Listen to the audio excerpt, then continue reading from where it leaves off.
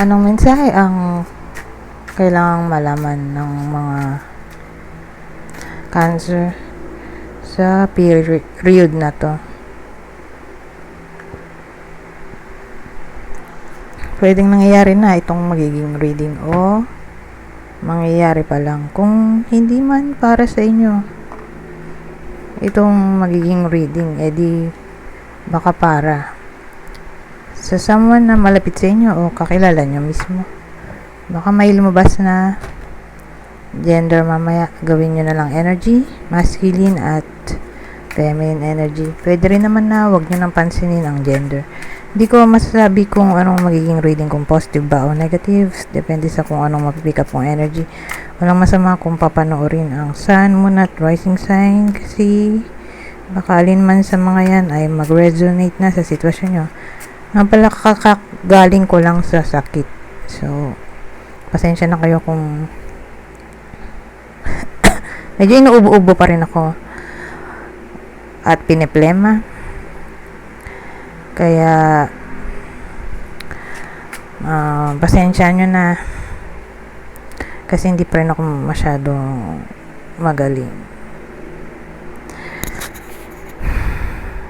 Anyways, tingnan natin anong makikita ko dito. Wala tayong specific na bida. Walang lumabas na tao eh. Mamaya sa clarifier cards, baka may lumabas. Pero sa ngayon, meron tayong 10 of Cups, 9 of Wands, the Tower. Ito, Justice. Alamin muna natin tong 10 of... Ay, pamilyado na to. Okay, di ko na to ika-clarify. Ito na pala yung clue natin, pamilyado.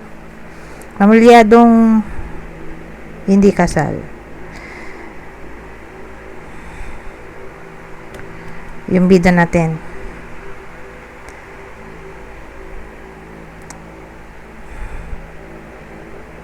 Ano tong 9 of Wands? Ito na lang ika-clarify natin.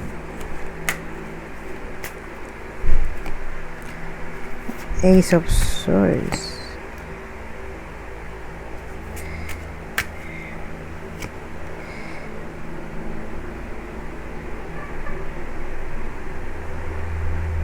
Ace of Swords.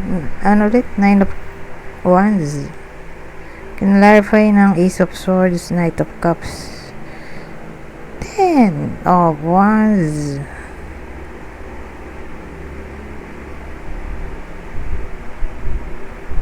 So, ang dating dito, may someone, kasi wala tayong tao dito. Kaya hindi ko ma-describe pa sa ngayon kung sino yung bida. Pero again, yung clue natin, pamilyadong di kasal. Basta may someone dito na papakatatag sa 9 of Wands ito.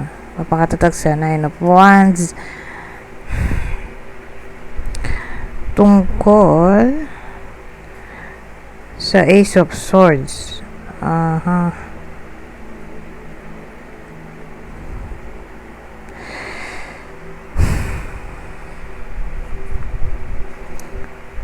So, ang dating sa akin, maaring may problema sila sa communication.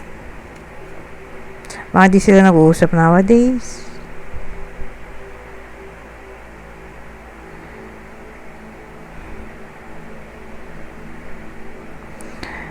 Or may mga bagay-bagay na wala pang linaw sa ngayon, pero somehow umaasa na yun nga, darating ang clarity, justice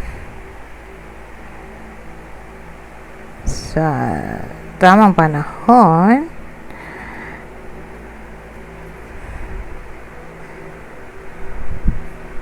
Kasi magmumukha na tong romance romance. Doon nanggaling yung conflict dito sa 10 of Wands. So, probably, yung conflict sa romance ito? Ace of Swords. So again, yung Ace of Swords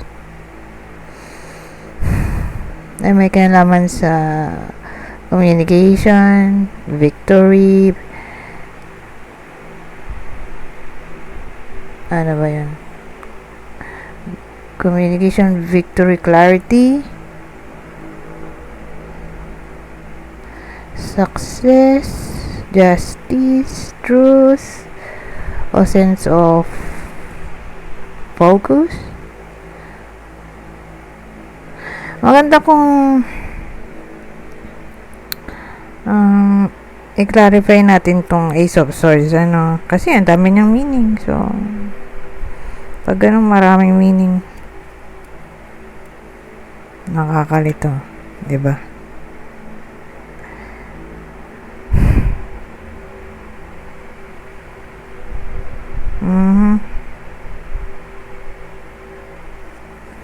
Alamin natin tong part na to.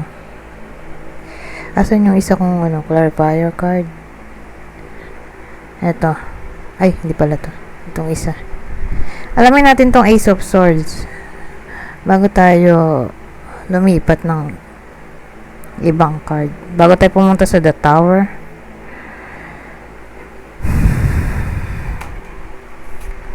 Kasi may nahihirapan. Ito kasi ay card ng burden, di ba? Ten of Wands, conflict, stress, pressure, o sangkaterbang responsibility. Pero again, nagpapakatatag siya dito, kung sino man to. Sa ngayon, di ko pa ma-clarify kung sino, kasi walang lumabas na tao. Basta may someone na nagpapakatatag.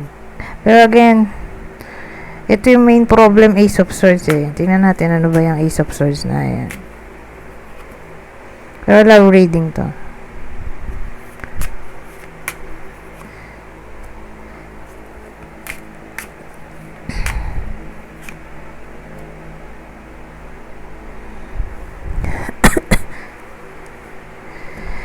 Oh, well, interesting.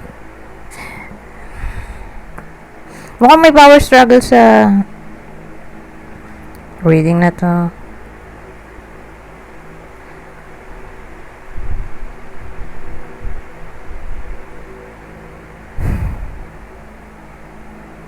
So, yung Ace of Swords natin, nagmukha na siyang pagkamit ng victory, justice, o success.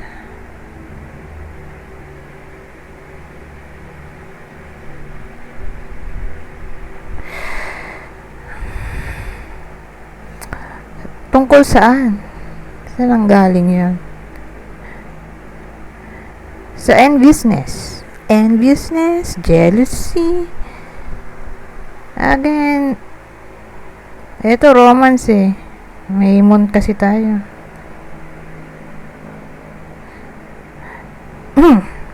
May negative energy kasi dito. Doon nagmula yun sa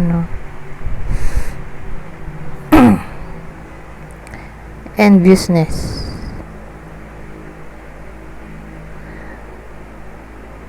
O jealousy.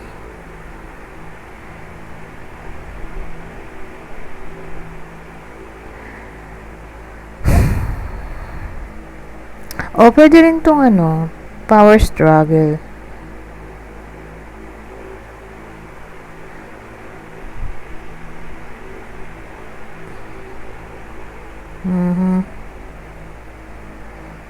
May power struggle na nangyayari.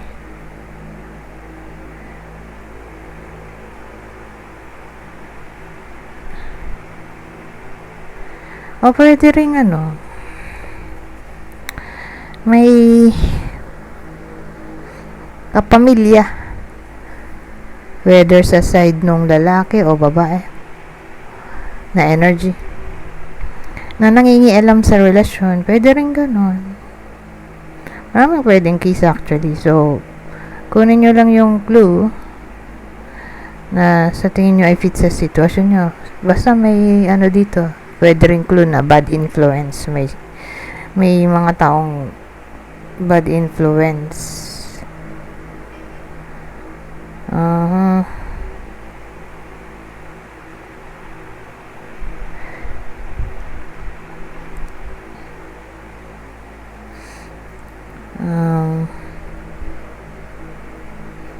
Anyways,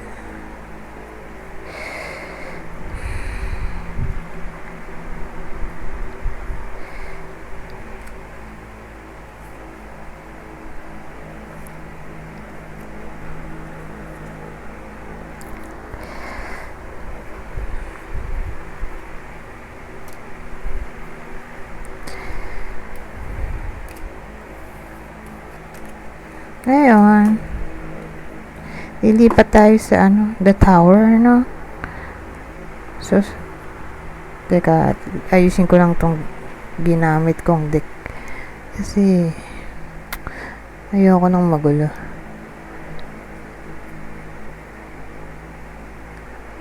Malit lang yung space ko dito eh. Teka. Eto. Punta tayo dito sa the tower. Anyari. Bakit may the tower tayo? Na para bang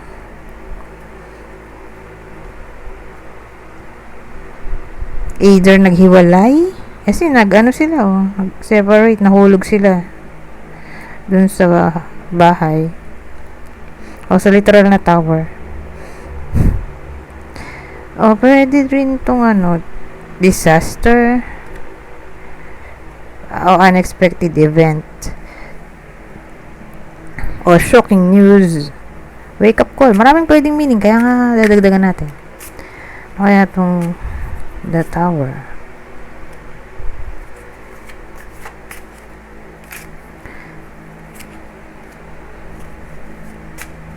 Pero at least justice yung uli, no? Hindi ko na to ka-clarify itong part na to.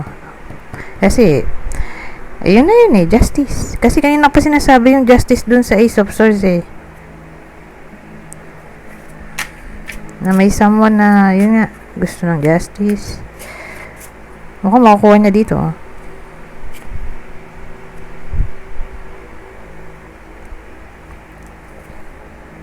So ano yung the tower natin? Page of Pentacles, Two of Cups, Two of Pentacles, double two,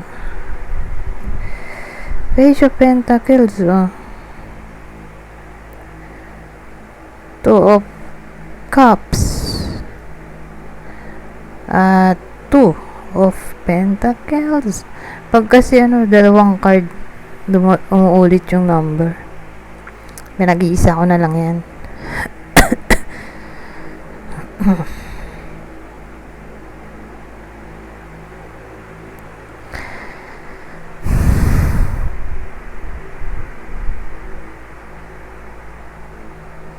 So may Page of Pentacles tayo.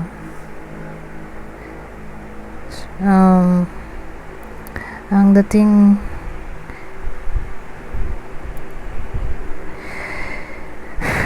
may someone na manifestation kasi din ang meaning ito. Nagtatry mag-manifest.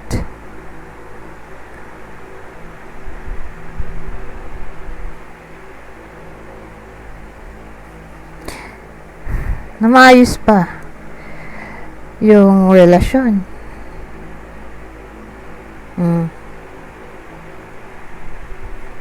Kasi double two to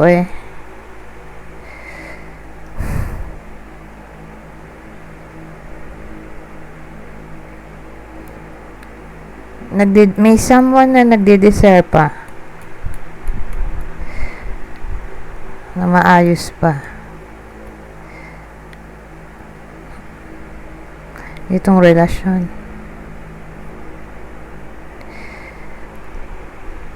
Pero tingin ko ang pinaka main problem dito, kasi sabi ko nga dun sa Nine of Wands, although may mga problema, hindi siya sumusuko, diba? Papakatatag siya dyan. Tingin ko ang problema kasi ang dami kong ano kanina, di ba?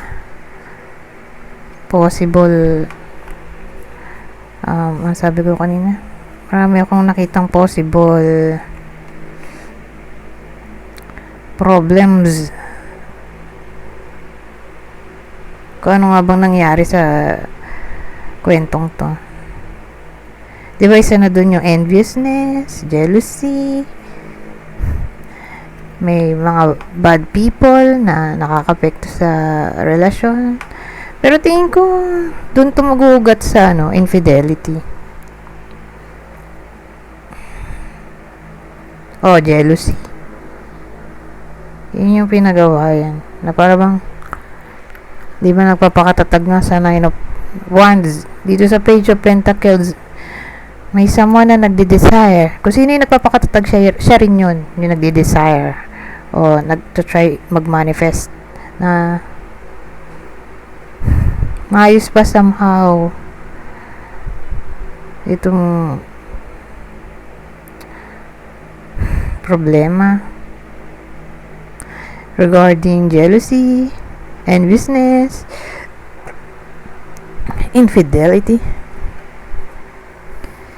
Ayun.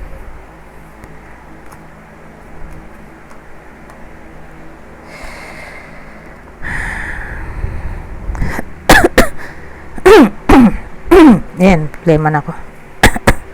Inom muna akong tubig. Teka lang. Pause muna.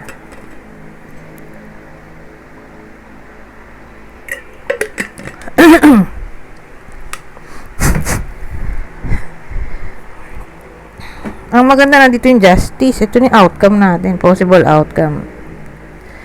So, pag sinabi mong justice, edi justice talaga. Yung ang tawag doon, cause and effect. Cause at consequence. Ito na yun eh. Papasok na nga rin dyan yung karma, clarity, literal na justice. Makukuha na dito So, depende. Depende sa kung anong justice ang gustong mangyari ng bida natin. Pero, at least nga, dumating yung justice sa dulo. So, malaki ang chance na makukuha itong justice. Pwede rin kasi itong reward sa effort.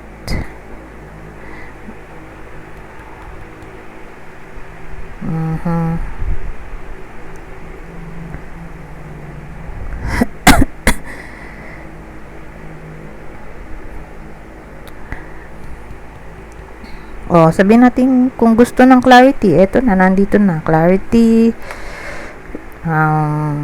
truth. So, depende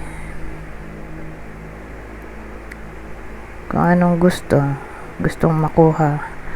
Pwede rin harmony yan kasi kailangan din naman siya sa balance. So, again, depende nga kung ano bang gusto ng bida natin na mangyari sa future, anong outcome ang gusto niyang makuha. Basta posible yun ang mahalaga. Dahil suportado tayo ng justice card. Or siguro pwede rin pag tuwid ng pagkakamali.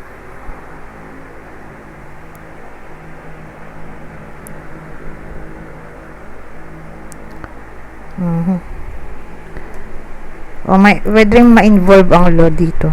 Law. Anyways.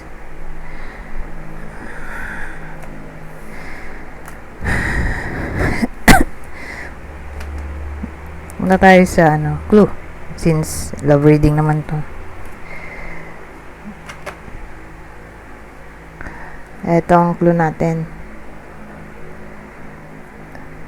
Ito yung possible person o partner ng bida sa kwento na to.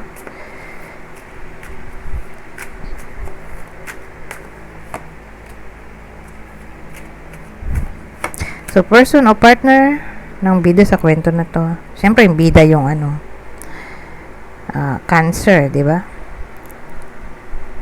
So, ito yung person o partner niya sa reading na to. Sagittarius, kapwa niya Cancer, Taurus. Ngayon, kung di para sa inyo tong reading, di baka para sa someone na malapit sa inyo, kakilala o idol. Ito yung possible zodiac sign niya. Taurus, Leo, at ang huli, Virgo o Gemini.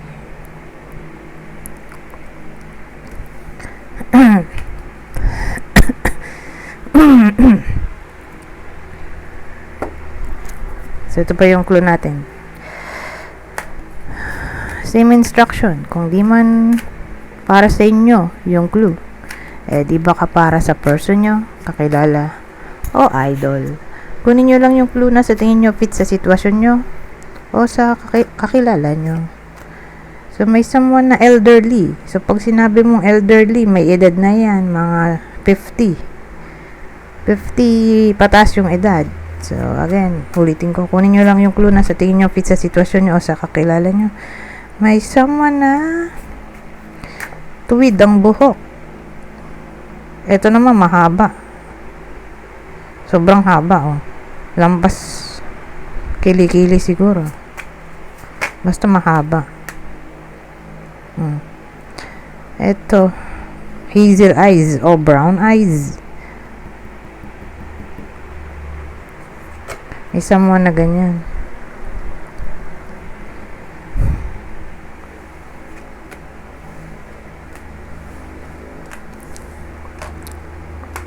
O baka nagko-contact lens kung di man literal na ganito yung ganda ng mata. Hazel eyes. Kung di man literal na ganito yung mata, baka contact lens to. Kasi dati, mahilig din ako mag-contact lens eh. Ganito gusto kong mata. Brown o hazel eyes. College ako nag-contact lens ako. Anyways,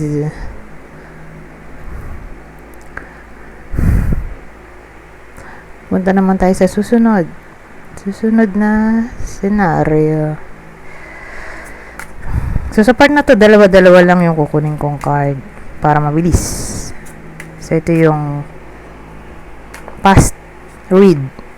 Kung kay Boy Abunda, fast talk. Ito, fast read. Fast message.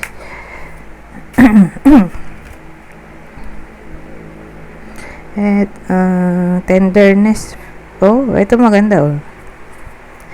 Saan natin na may iba sa inyo, na in a relationship na magiging sweet sa period na to. Andun ng faithfulness, loyalty, magiging somewhat sweet nga o affectionate, caring, loving. So, kung dito literal sa relasyon, edi someone na malapit sa inyo ay magiging ganito. Caring, loving, affectionate. Sa period na to. Sabihin natin pet. O, kung walang karelasyon, malayo sa kapamilya, malayo sa kaibigan, pero may pet sila. Oh. So, asahan natin na yun nga, all of a sudden, bigla na lang magiging super sweet nung pet, o pwede rin ganun. Super lambing.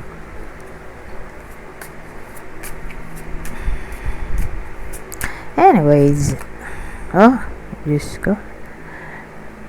Si nanay, binato yung anak niya. Kaloka rin.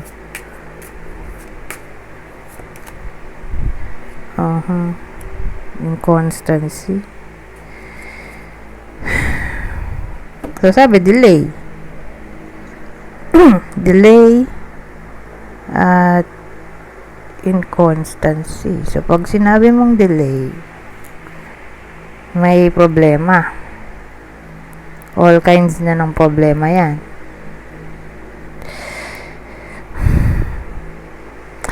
So, yung problema na yan ay maaring mag-cause ng sadness sa iba sa inyo. So, natural na problema kasi to.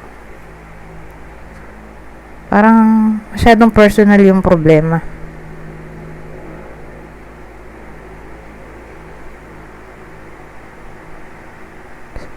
Di ba, yung reading natin pwedeng tumama sa kung di sa inyo ay kakilala nyo. Ito mukhang literal na sa iba sa inyo.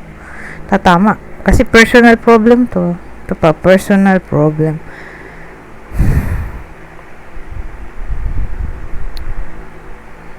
Alamin natin to. Itong part na to. Anong klaseng personal problem to?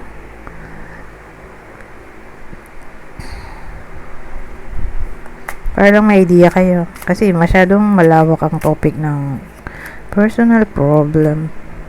Diba? Saan nagmula yung problem? Eto, babae. Ay! Babae. Tapos may puso tayo. May ano pa. Clover! Ano to? Maraming pwedeng senaryo. Una, may namit yung iba sa inyo, whether babae kayo o lalaki. Short-lived lang yung connection ba? Parang papasok na dito yung short time. Relasyon na short time. Yung saglitan lang, days lang. Break na agad. Isang buwan. Kaloka. Wala pang 3 buwan. Yung naging relasyon tas break agad. As in, parang dalian lang yung connection, So again, may babae tayo, Baka siya yung magkaroon ng personal problem dito.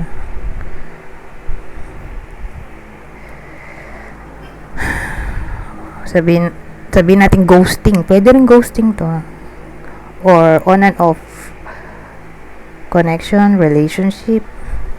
So again, romance to. May heart eh.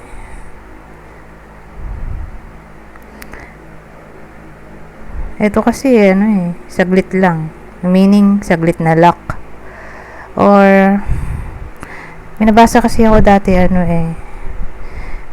para siyang lugar ng mga clover. Doon nagtatagpo yung mga secret lovers noong sinaunang panahon. Doon din sila naghihiwalay. So, so para rin siyang card ng separation. Kasi saglit lang eh.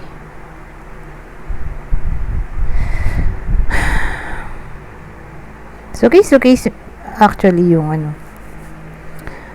yung sitwasyon. Magiging sitwasyon dito. Naging sitwasyon.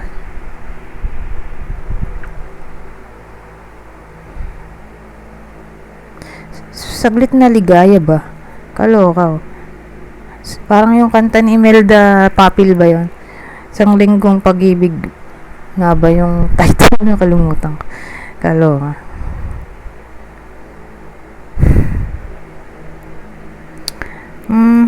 Pero malaki chance na babae yung problema dito. Siya yung magkakaroon ng personal problem.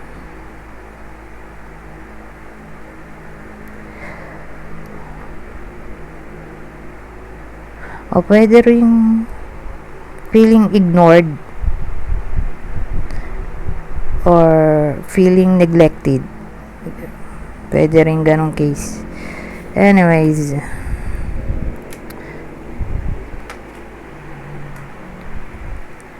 ay 29 minutes na. Di ko lang kung ilalabas ko pa ba yung last deck natin. Sige na nga.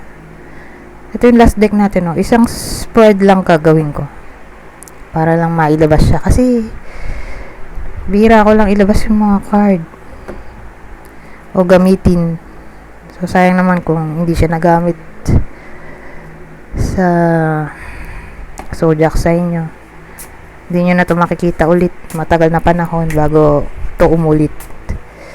Anyways, isang spread na lang dahil 30 minutes na. Anong iba pang mensahe?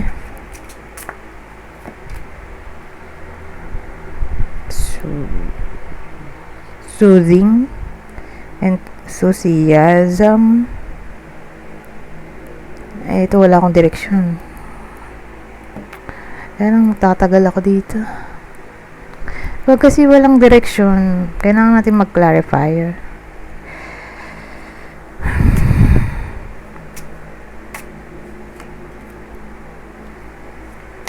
Soothing. Tapos nandito itong site.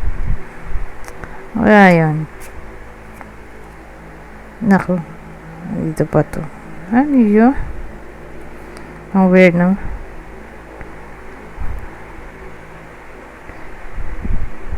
Enthusiasm. Soothing.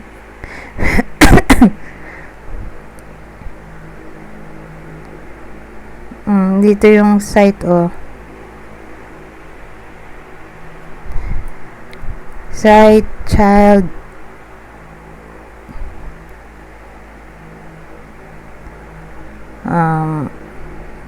Ito, bed to eh.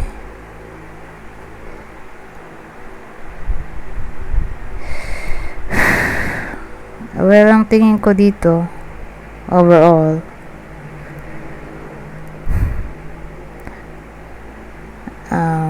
either nangyayari na to o mangyayari pa lang.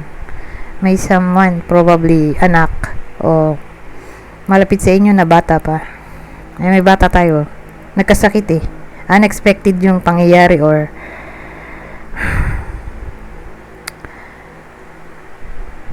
unexpected sickness bata. Or surgery. Na surgery. Yung bata.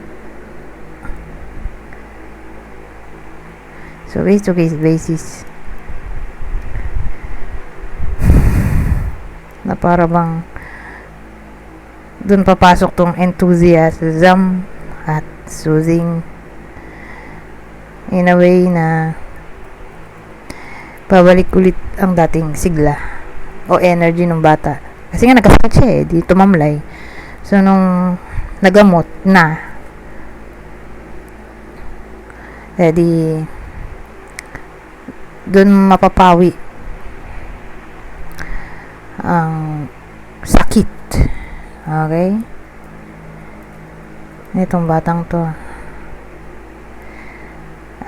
At babalik na ang sigla.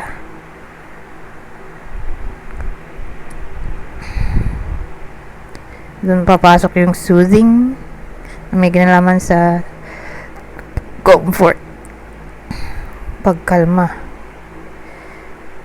So again, yun lang naisip ko. Ang nagkasakit siya dito. May bed kasi eh. Ito kasi nurse eh. Kasi ito yung bed. Sick. Para siyang ano, hospital setting.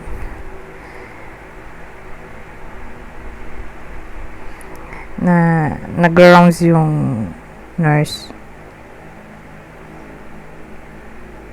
So ito yung sick bed. O ito yung card ng illness. So again, bata eh. So, kung dito literal na bata, eh, di someone na mukhang inosente. Baby face. Kasi may mga taong ganun. Di makabasag pinggan. Yung itsura. Kumbaga, kahit matanda na eh, baby face pa rin. Pwede rin ganoon. O may pagka-childlike, immature personality. Pwede rin. Kung di man literal na yung body ay bata. Playful. Yung personality, humorous.